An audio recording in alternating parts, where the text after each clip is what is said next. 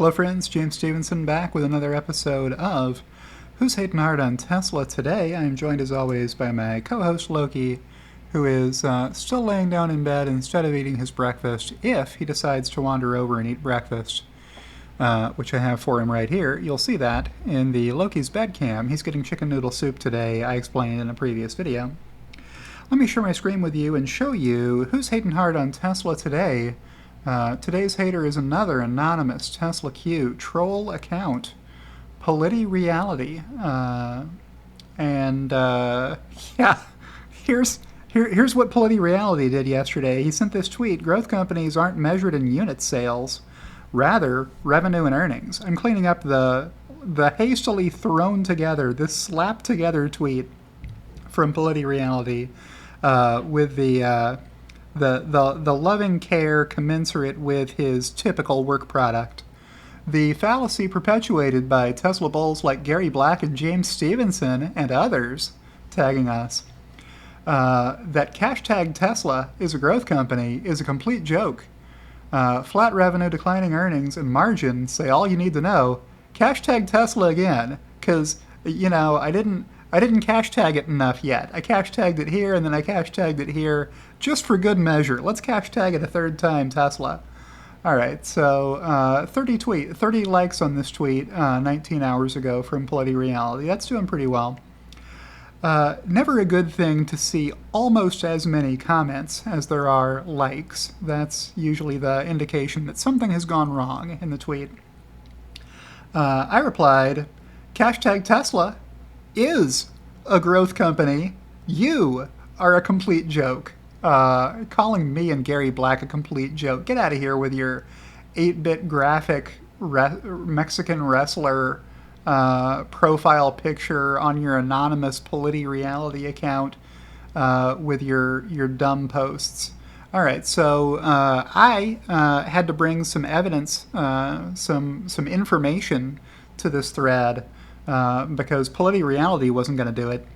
So I brought in this chart showing trailing 12-month global Tesla deliveries from Q2 2013 through Q2 2023, the most recently reported quarter, and the 3 quarters that came before it totaled 1,638,123 deliveries as reported by Tesla. There's actually a few more than this if you include the Tesla Semi, but Tesla doesn't report that on their production and deliveries report. So for the purposes of this chart, so that it'll tie out and people won't give me a hard time, I've removed the Tesla semis that I forecast in my earnings model because there is an earnings impact from Tesla having produced and sold those vehicles. What was the total the prior year, same time? The 12 months ended Q2 2022, 1,114,784. So let's see, that's 500,000 more cars sold over the 4 most recent quarters than in the prior year same period, is what that says. That's growth. I don't know what you have to be smoking to not see the growth in this chart. But I guarantee you try this chart for General Motors or Ford or Volkswagen or Mercedes-Benz, any of those, you will not see anything approaching this trend. Yes, Tesla's numbers were small 10 years ago, but they're a lot bigger now than they were 2 years ago, is the point. Next is a chart of Tesla's quarterly revenue from inception to date. So back to 2009, the first year for which P&L data was available after Tesla went public. Tesla made $73 million in 2009, selling pretty much only original Roadsters. And you can see how that's grown over time quite a lot. Last year, full year 2022, $81 billion worth of revenue. That's a lot more than $73 million worth of revenue.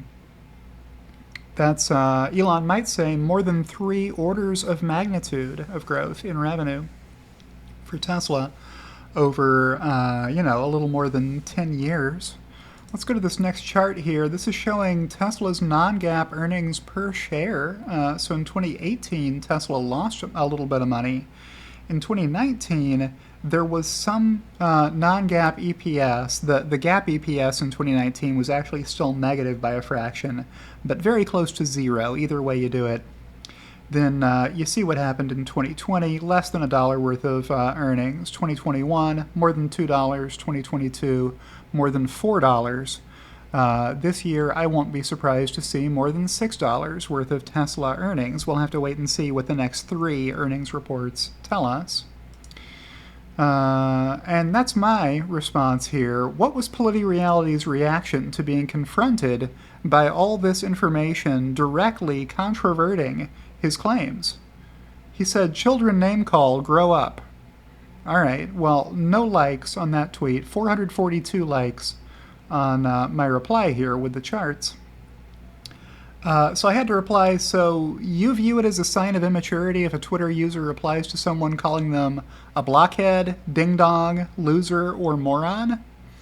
What do we have here? We have screenshots from only the most recent week of replies from PolitiReality here calling Jacob a blockhead, calling Wing Yu a ding-dong.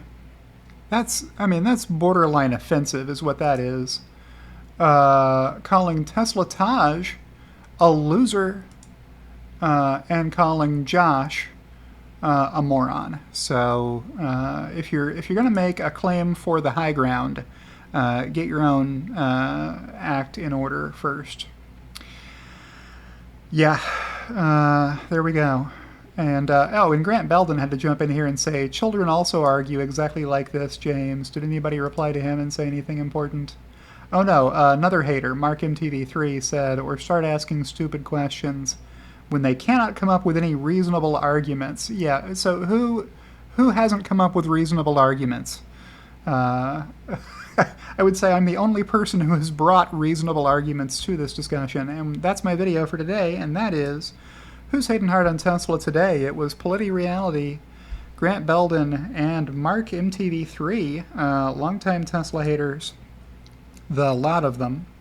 And with that, I will outro and say, if you've enjoyed today's video, click the like button. If you're not subscribed to my channel already, you can subscribe if you're watching on YouTube by clicking a button that'll appear over there. Thank you to everyone who supports me on YouTube or on Twitter or on Patreon, especially my executive producers, Kathy Kitchler and Rebellionaire.com, and I'll see you in the next one.